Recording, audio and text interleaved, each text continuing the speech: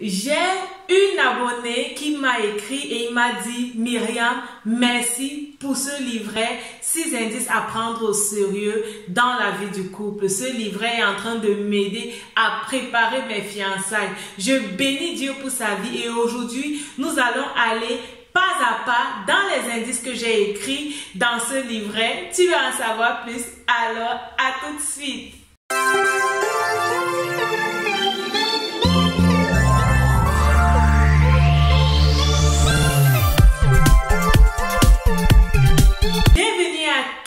D'encouragement. Je suis très contente que tu prennes du temps pour regarder cette vidéo avec moi aujourd'hui. Je suis Myriam Tapso, ta motivatrice spirituelle, et sur cette chaîne, je partage avec toi des indices qui vont t'aider à vivre une vie épanouie sur cette terre et des indices également qui vont t'aider à réussir les projets que tu mets sur pied, voir réellement la réalisation de ces projets.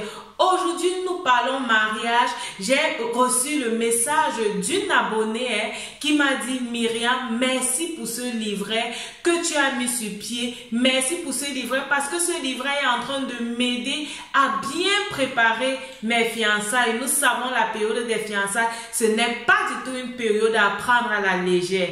Alors, si toi aussi, tu es en fiançailles ou alors tu es dans ton couple et tu veux savoir si ton couple se porte bien, tu veux savoir comment faire pour que ta relation du couple va de mieux en mieux, alors télécharge gratuitement ce livret, tu vas être béni. Et si tu es là aussi pour la première fois, n'hésite pas à t'abonner à cette chaîne, de m'envoyer tes commentaires et aussi de cliquer sur la cloche de notification pour recevoir les informations concernant toutes les nouvelles publications que je fais sur cette chaîne. Aujourd'hui, nous parlons de fiançailles, nous parlons de mariage, nous parlons de vie de couple et comme moi, certainement, ce sont des thèmes que tu aimes. Ce sont des thèmes que moi, personnellement, j'aime parce que ce sont des thèmes qui me bénissent, qui me permettent également de revoir ma vie de couple et de savoir aussi à quel niveau est-ce que je me situe. Tu as remarqué mon bloc-notes. Nous allons aller pas à pas dans les indices que j'ai mis. Je te promets de ne pas faire tous les indices parce que je voudrais que tu télécharges ton livret gratuitement et que tu travailles sur ta vie de couple. L'un des indices les plus importants dans la vie du couple, l'un des indices qui peut te permettre de savoir si ton couple va réellement bien, c'est la communication. Est-ce que dans le couple, vous parlez de tout et de rien? Je me rappelle lorsque j'étais fiancée à mon mari, on passait des heures au téléphone. Les vendredis, c'était pour nous comme le vendredi de la boîte de nuit. Beaucoup de gens vont à la boîte de nuit, mais nous avions remplacé notre boîte de nuit par des conversations téléphoniques. Et nous passions des heures au téléphone. Je ne m'en rendais même pas compte. Et lui également, il ne s'en rendait pas compte.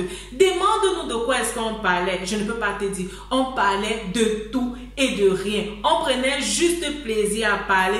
On prenait juste plaisir à s'écouter. On prenait juste plaisir à échanger. Et pendant ce temps, c'est le moment où il y a vraiment eu la transparence, où j'ai pu savoir quelles sont réellement la vision, quelle est réellement la vision que mon futur époux avait pour sa vie. J'ai pu savoir réellement comment est-ce qu'il considère sa femme, comment est-ce qu'il attend que sa future femme soit, qu'est-ce qu'il attendrait de moi en tant que femme, en tant que mère de ses enfants. C'est le temps également qu'on a pris pour parler de planification de mariage, de planification du mariage, planification côté enfant. Combien d'enfants est-ce qu'on voulait avoir? Ce n'est pas dans le mariage qu'on a commencé à dire: ok, on cherchait des enfants, on aimerait avoir combien d'enfants? Non, c'est déjà dans les fiançailles, on a commencé à parler de ces choses, on a commencé à parler de nos familles, des choses qui sont importantes pour chacune des familles. Je t'encourage réellement à communiquer avec ton conjoint, à communiquer avec ton partenaire. Et même lorsqu'on est marié,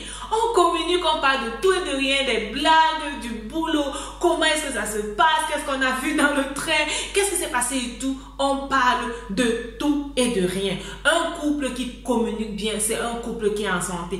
Est-ce que vous communiquez? Est-ce que vous parlez de tout et de rien dans votre couple? Ou alors, vous vous limitez aux informations importantes. Comment était ta journée? Bien. Les enfants sont malades. J'étais avec les enfants à l'hôpital. Oui, ok, le jour du mariage approche. Il faut faudrait que tu t'apprêtes à rencontrer mes parents et tout. Si vous vous limitez à la communication importante, si vous limitez votre communication seulement aux messages importants, aux informations importantes, je crains que votre couple ne soit réellement pas en train de communiquer, et je vous encourage réellement à développer cette amitié dans la communication, à développer cette liberté de langage dans la communication, parler sans se sentir jugé, parler à son conjoint sans se sentir jugé. Le deuxième aspect, le deuxième indice que j'ai noté dans ce livret, que je t'encourage à télécharger gratuitement, c'est le retrait. Le retrait.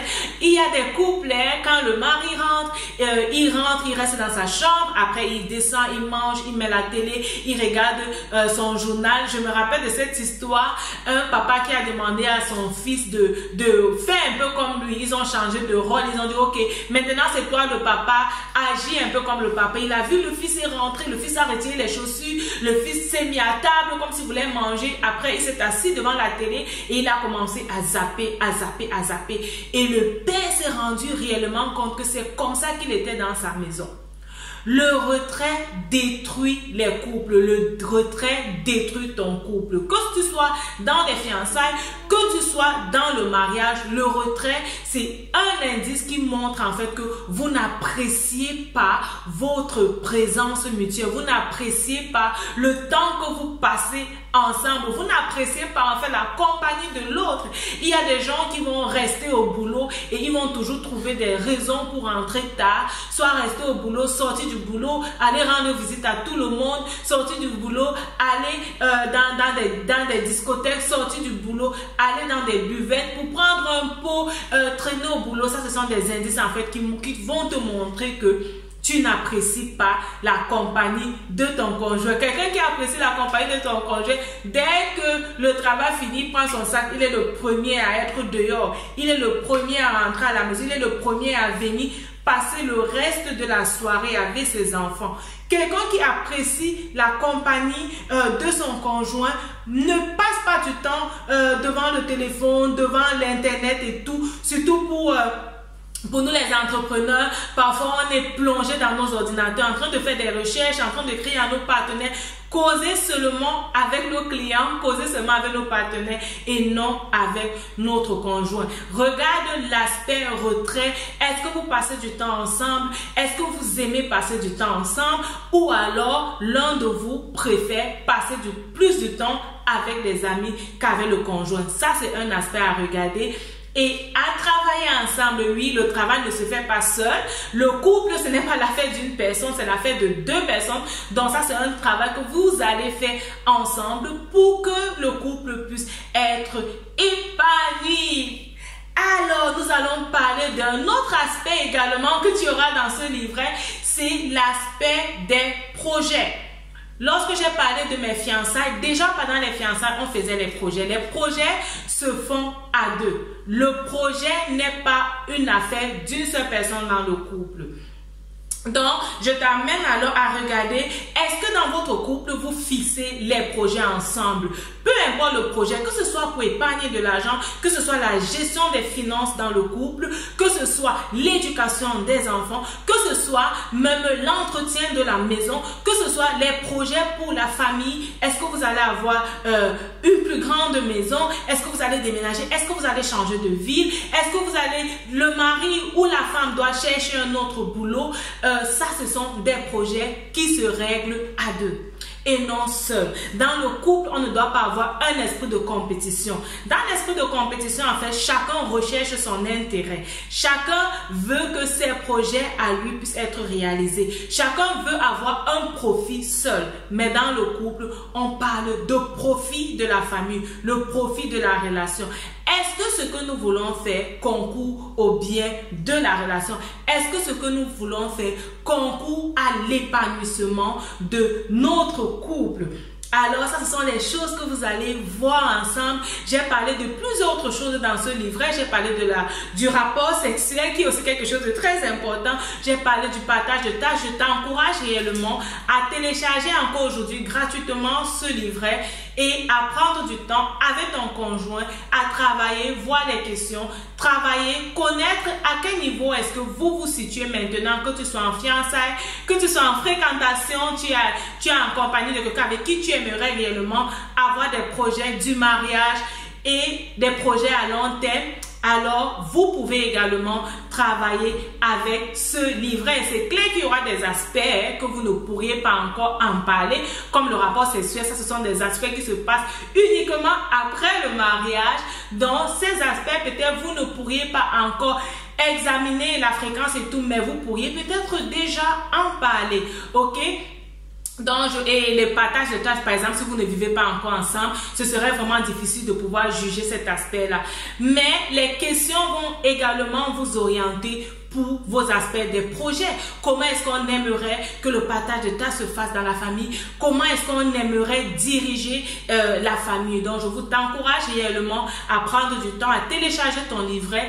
Il est gratuit, à le travailler. Rappelle-toi, nous sommes à la fin de l'année et la fin de l'année, c'est réellement le moment propice pour aller sur de nouvelles bases. C'est réellement le moment propice pour dire que si et ça n'a pas marché et on aimerait que ça marche bien. Et pour savoir réellement si ça a marché ou pas, il faut prendre du temps pour examiner ces choses. Donc, je t'encourage à examiner ces différents aspects. Rappelle-toi, ta vie, c'est un don de Dieu et la façon dont tu la vis, c'est un don que tu fais à Dieu.